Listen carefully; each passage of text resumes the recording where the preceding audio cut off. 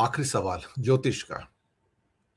हालांकि हमने पहले भी इसको एक बार कवर किया, लेकिन उसके बावजूद भी उसके ऊपर प्रश्न बहुत आते हैं। उसके लिए बहुत सारे डर भी दिखाए जाते हैं, ये करवा लो वो करवा लो। बात करेंगे 7.5 की, कि वो 7.5 वर्ष पहली ढैया, दूसरी ढैया, तीसरी ढैया कैसे परेशान करती है, क्या होता है, ये कैसे लगती है।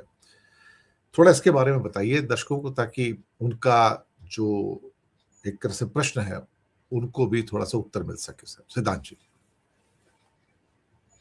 सर मेरी कुंभ राशि है और शनि की 7.5 का तीसरा ढैया चल रहा है इस वक्त। और शनि की 7.5 का पहला ढैया जब शुरू हुआ, यानी शनि का ढैया का पहला चरण, 7.5 का पहला चरण जब शुरू हुआ, इस 7.5 के दौरान मेरी पॉपुलैरिटी बढ़ने लगी। और 7.5 के दूसरे चरण में ऑलमोस्ट पूरे भारतवर्ष में पॉपुलैरिटी बढ़ी, विदेशों में भी बढ़ी, हर जगह के क्लाइंट मुझसे जुड़े, यहां तक कि इटली में रहने वाले भारतीय भी जुड़े मुझसे, यानी वहां भी रह रहे थे। South Africa, Italy, Iraq, America, US, और ये इंग्लैंड तो खैर बड़ा सिंपल सा है कि अमेरिका और इंग्लैंड के लोग तो आते ही, भारतवर्ष के जो लोग यहाँ से दुबई में काम करते हैं, इराक में काम करते हैं, और भी बाहरी लोग भी। एक व्यक्ति ऐसा भी जुड़ा था जो है तो इंडियन, लेकिन वो स्कॉटलैंड यार्ड में नौकरी करता था, यानी अफसर था, पुलिस अफसर। तो 7.5 मेरे लिए तो अच्छी रही। अब कोई प्रश्न करेगा क्यों अच्छी रही, 7.5 से तो लोग डरा रहे हैं। मैं तकनीकी रूप से बता रहा हूं, दर्शक मित्र ध्यान से समझे इस चीज को। शनि की 7.5, यानी यहां आपको ज्योतिष के बेसिक को समझना होगा। जैसे हर ग्रह के कुछ ग्रह मित्र होते हैं, कुछ ग्रह शत्रु होते हैं।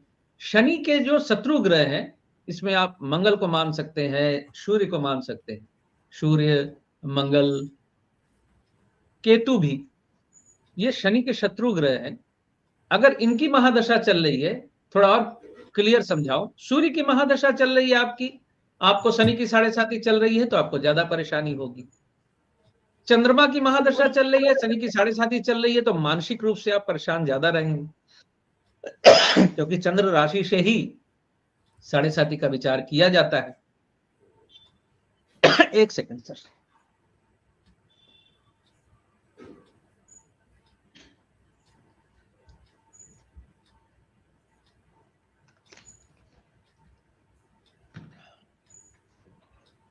दूसरी बात यह है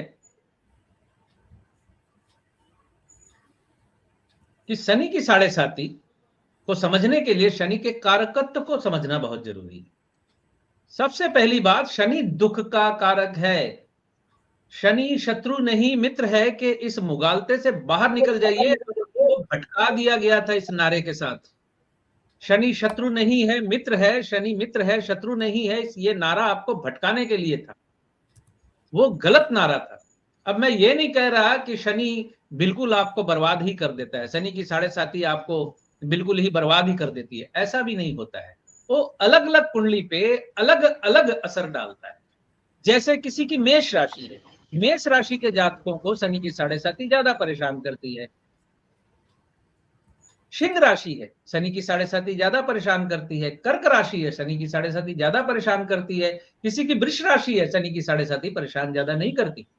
किसी की मिथुन राशि है, किसी की कन्या राशि है, तुला राशि है, धनु राशि है, कुंभ मकर राशि है, मीन राशि है, इनको शनि की 7.5 बहुत ज्यादा परेशान नहीं करती। जैसे मेरी शनि की 7.5 चल रही है, कुंभ राशि है मेरी।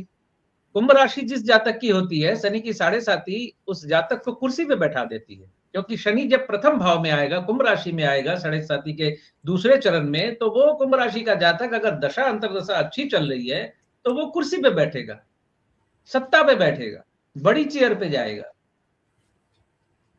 शनि की 7.5 के बारे में जो मिथ या डर जो मार्केट में फैलाए हुए हैं कि शनि की 7.5 मतलब आप बर्बाद हो जाएंगे, ये बिल्कुल सिरे से झूठ बात है। आपको अपनी कुंडली के मद्देनजर चीजों को समझना होगा। आप ऐसा नहीं कि शनि की 7.5 मेष राशि पे चल रही है तो सारे मेष राशि के लोग सड़क पे भीख मांग रहे हैं, ऐसा नहीं होता। हमारे अमित शाह जी की मेष राशि,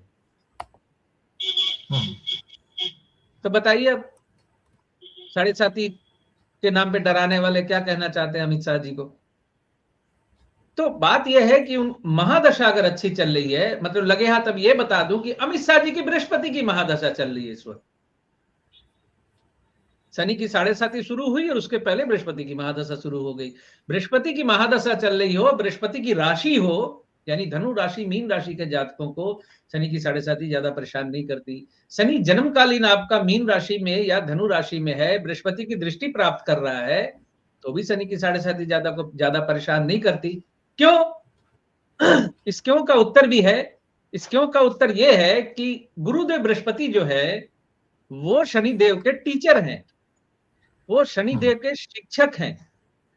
एक बड़ी मजेदार बात बताऊं आपको, अगर एक मिथ के अनुसार, एक समझाने के तौर पे, सूर्य को अगर राजा मान ले और चंद्रमा को रानी मान ले, तो आप देखिएगा काल पुरुष की कुंडली जो है, चंद्रमा और सिंह आस पास में है। चंद्रमा चौथा भाव, सिंह पंचम भाव। बुध सूर्य का पुत्र है, उसको राजपुत्र भी कहा जाता है। मतलब क्या कहते हैं उसको, युवराज भी कहा जाता है बुध। तो बुध जो है आप देखेंगे चंद्रमा के बाईं तरफ तो मिथुन है और सिंह के दाहिनी तरफ कन्या राशि है। यहां एक मजेदार व्याख्या और है कि कन्या राशि जो है परिपक्व राशि होती है बुध की, यानी कन्या राशि जो है बड़ा बेटा है, वो बड़ा हो चुका है, इसलिए पिता ने उसको अपने दाहिने हाथ पे रखा हुआ है। काल पुरुष की कुंडली में छठे भाव में कन्या राशि है, पिता ने अपने दाहिने हाथ में रखा हुआ है। मिथुन जो है वो बच्चा है, मिथुन जो है वो छोटा भाई है। तो मिथुन राशि देखिए, छोटे भाई को, छोटे बच्चे को मां ज्यादा प्यार करती है, मां अपने पास रखती है। तो मिथुन राशि देखिए कर्क के बाएं है और काल पुरुष का प्रथम भाव मंगल है और अष्टम भाव जो है वो मंगल है। दूसरा भाव जो शुक्र है, शुक्र गुरु है, सप्तम भाव भी गुरु है और मंगल दोनों तरफ से इसको गार्ड कर रहा है। मतलब प्रथम भाव से अष्टम भाव से किंगडम को गार्ड कर रहा है मंगल। राजा रानी युवराज सब मंगल के अधीन है। अब आगे बढ़िए, नवम भाव धनु, दसम भाव मकर, एकादश भाव कुंभ और द्वादश भाव मीन। तो शनि की राशियों के दोनों तरफ बृहस्पति की राशि। चूंकि शनि त्याज्य पुत्र है सूर्य देव का और शनि हमेशा अपने पिता की सत्ता को छीनना चाहता है, उलटना चाहता है, शनि बागी है। तो सूर्य ने शनि को सद्बुद्धि मिले, शनि को अच्छी बुद्धि मिले, इसलिए बृहस्पति को शनि के टीचर के तौर पे नियुक्त किया। और युवराज तो युवराज है, युवराज के दोनों तरफ शुक्र है, देख लीजिए, कन्या राशि के दाहिनी तरफ तुला राशि है, मिथुन राशि के पीछे जो है वृष राशि है। शुक्र जो है युवराज के टीचर है, यानी बुध के टीचर है। अब देखिए बुध और शुक्र ग्रह मैत्री चक्र में, नेचुरल फ्रेंडशिप में बुध और शुक्र मित्र हैं। तो ये किंगडम की स्थिति है। तो टीचर जब है बृहस्पति शनि देव के, और शनि की दोनों राशियों को दोनों तरफ से गुरु की राशियों ने घेरा हुआ है, इसलिए टीचर के दबाव में शनि रहते हैं। इसलिए मैं इस बार बोला था कि शनि इस वक्त मीन राशि में गुजर रहे हैं। मीन राशि में गुजर रहे शनि देव शनि की साढ़े साथी का बहुत ज्यादा बुरा फल नहीं कर पाते, क्योंकि राजा भी अगर अपने टीचर के घर चला जाए तो नतमस्तक हो जाता है और अपने आप उनको टीचर को सम्मान देने के कारण या चक्कर में अपने आप को वहां थोड़ा लो फील करता है।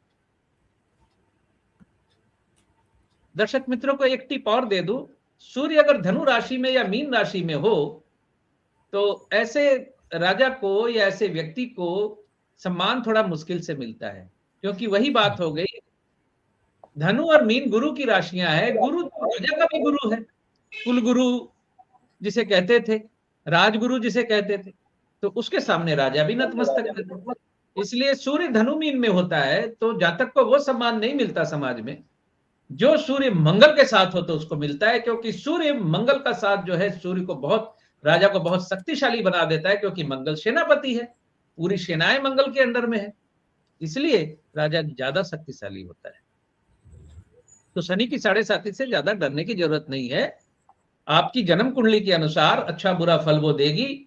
आपके लिए शनि की 7.5 से ज्यादा महत्वपूर्ण है आपकी जन्म कुंडली में कौन सी महादशा चल रही है, क्योंकि शनि की जितनी व्याख्या है, शनि के अच्छे बुरे फल की जितनी व्याख्या है, उस हिसाब से अगर मैं व्याख्या करने जाऊंगा तो आपको सारी जिंदगी शनि की 7.5 लगी रहती है, क्योंकि शनि की जहां दृष्टि पड़नी है उस भाव को उसने खराब करना है। तो 3 भावों को तो वो खराब करते ही रहता है, भले किसी भी भाव में रहे। ठीक है, हाँ, जिस भाव को काटता है, जिस भाव पे दृष्टि देता है, उसको थोड़ा नुकसान करता है ज्यादा। तो आपको उपाय के तौर पे लंगड़े व्यक्ति की सेवा करनी चाहिए, और शनि की 7.5 चल रही हो या शनि की महादशा चल रही हो, विशेष करके अस्पताल जाने का मौका आपको मिलता है तो आपको जाना चाहिए, डिनाई नहीं करना चाहिए, नहीं तो आप बीमार होकर अस्पताल जाएंगे। शमशान जाने का मौका मिले तो आपको जाना चाहिए, आपको डिनाई नहीं करना चाहिए। मैं बता दूं कि शनि की 7.5 और शनि की महादशा चलने के दौरान शमशान और अस्पताल जातक को जाना ही पड़ता है। सर, बहुत अच्छी व्याख्या की आपने। और जो भी दर्शक हमारे इसके साथ प्रोग्राम की समाप्ति करेंगे, लेकिन जो दर्शक सिद्धांत जी से संपर्क करना चाहते हैं उनका नंबर नीचे डिस्क्रिप्शन में दिया है, पहले मैसेज डाल दीजिएगा और उसके बाद बात कर लीजिएगा। तो बहुत बहुत शुक्रिया आप सबका दर्शक मित्रों, आप आते हैं इतनी अच्छी संख्या में और सुनते हैं, तो बहुत बहुत धन्यवाद। और सिद्धांत जी आपका भी बहुत बहुत शुक्रिया, आप आए और दर्शकों के सामने महत्वपूर्ण बिंदु आपने रखे, बहुत बहुत शुक्रिया आपका। जी सर, धन्यवाद।